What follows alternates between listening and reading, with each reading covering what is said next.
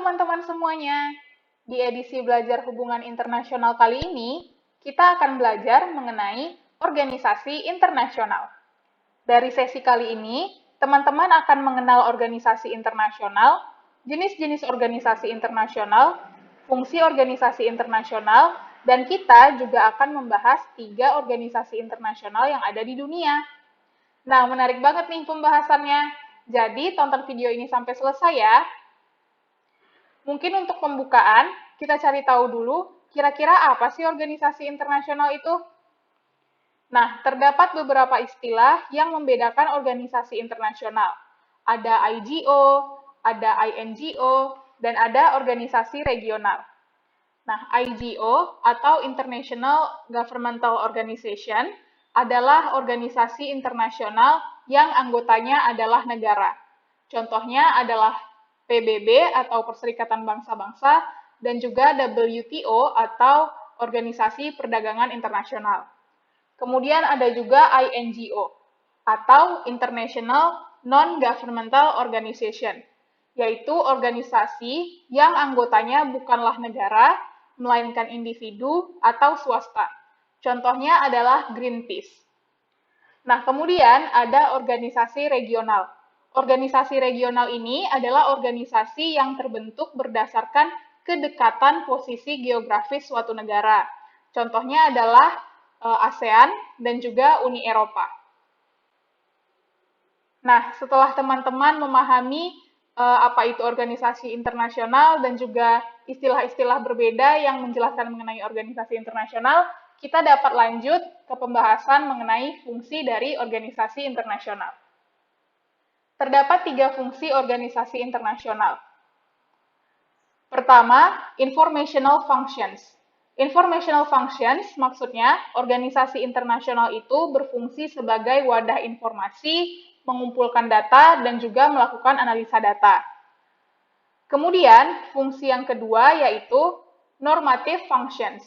Normative functions ini maksudnya organisasi internasional berfungsi untuk membentuk dan menegaskan norma serta prinsip yang harus dipatuhi secara internasional. Contohnya adalah melalui PBB ditegaskan norma untuk tidak menggunakan kekerasan dalam menyelesaikan sengketa atau permasalahan. Lalu, fungsi yang ketiga dari organisasi internasional adalah rule supervisory and operational functions. Nah, organisasi internasional ini juga berfungsi untuk melakukan pengawasan.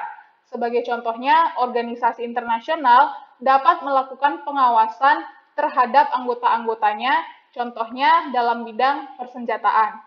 Selain itu, organisasi internasional juga berfungsi untuk mengatur hal-hal operasional seperti alokasi sumber daya yang dimiliki oleh organisasi, contohnya yang berkaitan dengan finansial atau keuangan organisasi. Nah, itu dia tadi 3 fungsi dari organisasi internasional. Dari sini, kita dapat masuk ke topik yang akan kita pelajari hari ini. Terdapat 3 topik yang akan kita pelajari, yaitu topik pembahasan mengenai organisasi-organisasi internasional yang ada di dunia, yaitu ada United Nations atau PBB, kemudian ada World Trade Organization atau WTO, lalu ada Association of Southeast Asian Nations atau ASEAN.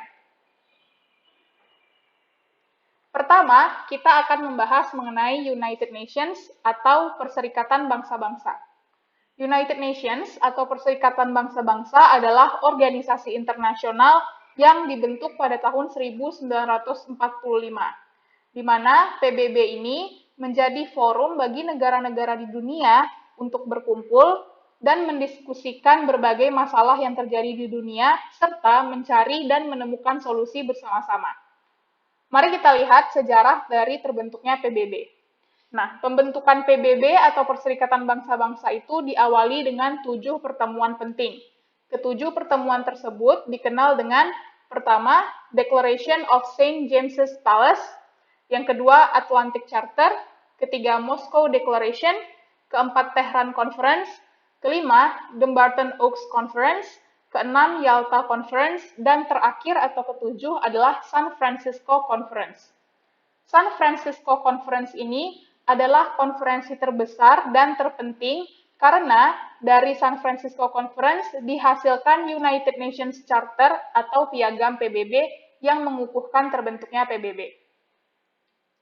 Kemudian kita akan membahas mengenai badan-badan utama yang terdapat di PBB. Sebenarnya di bawah PBB itu ada badan utama dan juga badan khusus. Tapi di video kali ini kita akan mempelajari badan-badan utama PBB. Badan-badan utama PBB adalah General Assembly atau Majelis Umum, kemudian ada Security Council atau Dewan Keamanan, lalu ada Economic and Social Council atau Dewan Ekonomi dan Sosial, ada Trusteeship Council atau Dewan Perwakilan, International Court of Justice atau Mahkamah Internasional, dan juga United Nations Secretariat atau Sekretariat PBB. Nah, semuanya ini dibentuk pada tahun 1945 dan tercantum di dalam Piagam PBB. Untuk Majelis Umum sendiri, semua anggota dari PBB itu pasti termasuk ke dalam Majelis Umum. Nah, itu dia tadi pembahasan mengenai United Nations atau PBB. Semoga dari penjelasan singkat ini, teman-teman lebih tertarik lagi untuk mempelajari secara lebih mendalam mengenai apa itu PBB. Selanjutnya, kita akan membahas mengenai WTO atau World Trade Organization, yaitu Organisasi Perdagangan Dunia. Nah, WTO ini adalah satu-satunya organisasi internasional global yang berurusan dengan aturan perdagangan antar negara. Tujuannya adalah untuk memastikan bahwa perdagangan yang terjadi di antara negara di dunia itu dapat mengalir mulus, dapat diprediksi, dan sebebas mungkin tanpa adanya hambatan. Mari kita lihat bagaimana sejarah dari terbentuknya WTO. Sebenarnya sejarah terbentuknya WTO ini cukup panjang, namun di video kali ini kita akan membahas sejarah singkat terbentuknya WTO. Nah, WTO sendiri secara resmi berdiri pada tanggal 1 Januari tahun 1995. Sebelumnya, terdapat General Agreements on Tariff and Trade atau GATT yang merupakan forum pertemuan yang membahas mengenai perdagangan barang yang sifatnya itu ad hoc dan tidak terlalu mengikat. Karena keterbatasan dari GATT dan juga karena tidak adanya dan karena sifatnya yang mengikat ini, yang kurang mengikat dan bersifat ad hoc ini, akhirnya dibentuklah WTO yang cakupan atau skup kerjanya lebih luas. Jadi WTO tidak hanya mengatur perdagangan barang seperti halnya GATT, namun WTO juga mengatur perdagangan jasa yang dikenal dengan General Agreement on Trade of Services, dan juga hak kekayaan intelektual atau TRIPS. Nah, mari kita mengenal WTO lebih dalam lagi. Nah, di sini kita akan membahas mengenai tujuan, fungsi, dan juga prinsip WTO. Tujuan dari adanya WTO itu adalah untuk mendorong arus perdagangan antar negara dengan cara mengurangi atau bahkan menghapuskan berbagai hambatan yang menghambat kelancaran perdagangan. Kemudian yang kedua, memfasilitasi perundingan dengan menyediakan forum-forum negosiasi yang lebih permanen. Lalu yang ketiga, memfasilitasi penyelesaian sengketa melalui mekanisme Dispute Settlement Mechanism. Kemudian fungsi dari WTO ini ialah untuk memfasilitasi implementasi, administrasi, dan pelaksanaan dari persetujuan WTO. Lalu yang kedua, untuk memberikan suatu forum tetap guna melakukan perundingan. Nah, dalam melaksanakan peranannya, WTO ini memegang prinsip-prinsip yang tidak boleh dilanggar. Yang pertama adalah Most Favored Nation. Most Favored Nation ini maksudnya adalah perlakuan yang sama terhadap semua mitra dagang. Sebagai contohnya, apabila Indonesia bekerja sama atau bermitra dagang dengan contohnya Australia serta Jepang, maka Indonesia harus memperlakukan keduanya ini dengan perlakuan yang sama dan tidak mendiskriminasi salah satunya. Lalu prinsip yang kedua adalah national treatment, di mana negara anggota WTO wajib memberikan perlakuan yang sama atas barang-barang impor maupun barang-barang lokal. Jadi tidak boleh ada perbedaan perlakuan ataupun diskriminasi terhadap barang impor atau barang lokal. Lalu prinsip yang ketiga adalah transparency, di mana negara anggota wajib bersikap terbuka terhadap berbagai kebijakan perdagangan.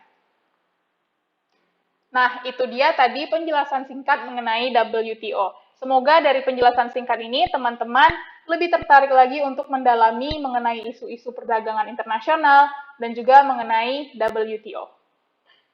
Nah, selanjutnya kita akan membahas organisasi regional atau organisasi kawasan yang sangat amat dekat dengan Indonesia, yaitu adalah ASEAN atau Association of Southeast Asian Nations. Nah, ASEAN adalah organisasi kerjasama regional atau kawasan di Asia Tenggara. ASEAN sendiri terdiri dari 10 negara anggota dan bekerja sama dengan negara mitra wicara lainnya, di mana ASEAN berperan untuk meningkatkan kerjasama antar negara di kawasan. Nah, sejarah singkat dari pembentukan ASEAN ini adalah ASEAN terbentuk pada tanggal 8 Agustus tahun 1967, yang mana pada tahun 2021 ini ASEAN genap berumur 54 tahun. Nah, ASEAN sendiri terbentuk setelah ditandatanganinya Deklarasi Bangkok di Thailand oleh 5 negara pendiri ASEAN, yakni ada Indonesia yang diwakili oleh Adam Malik, Malaysia yang diwakili oleh Tun Abdul Razak, Singapura yang diwakili oleh S. Rajaratnam, Thailand yang diwakili oleh Tanat Khoman, dan terakhir Filipina yang diwakili oleh Narcisco Ramos.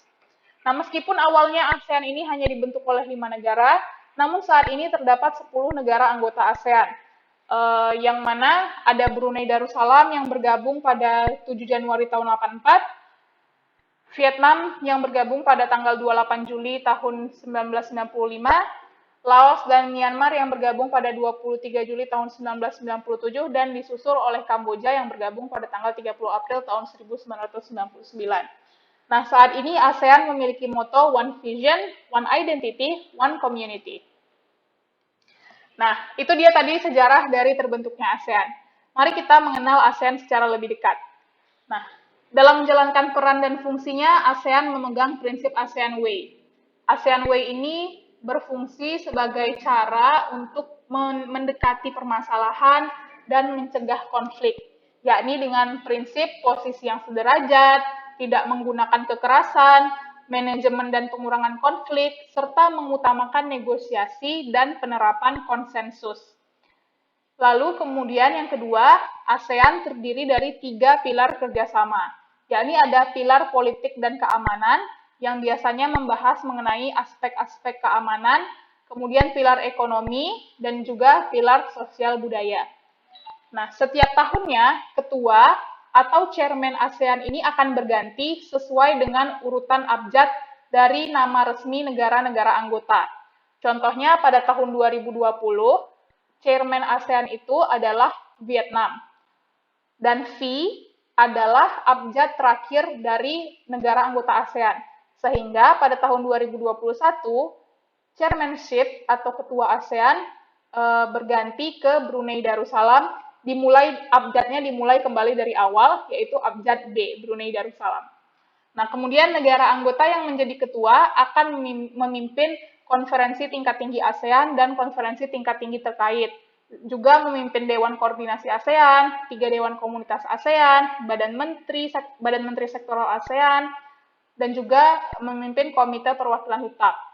Semua peran dari ketua atau peran dari chairman ASEAN ini tercantum dalam pasal 31 Piagam ASEAN. Nah, itu dia perkenalan singkat mengenai ASEAN. Teman-teman masih bisa mencari tahu lebih lanjut mengenai ASEAN karena ada berbagai isu menarik di dalam ASEAN itu sendiri. Dan ada berbagai persoalan serta permasalahan juga. Oleh sebab itu, dari video kali ini saya harap teman-teman semua lebih tertarik lagi untuk mendalami mengenai hubungan internasional dan mengenai organisasi internasional. Terima kasih telah menonton.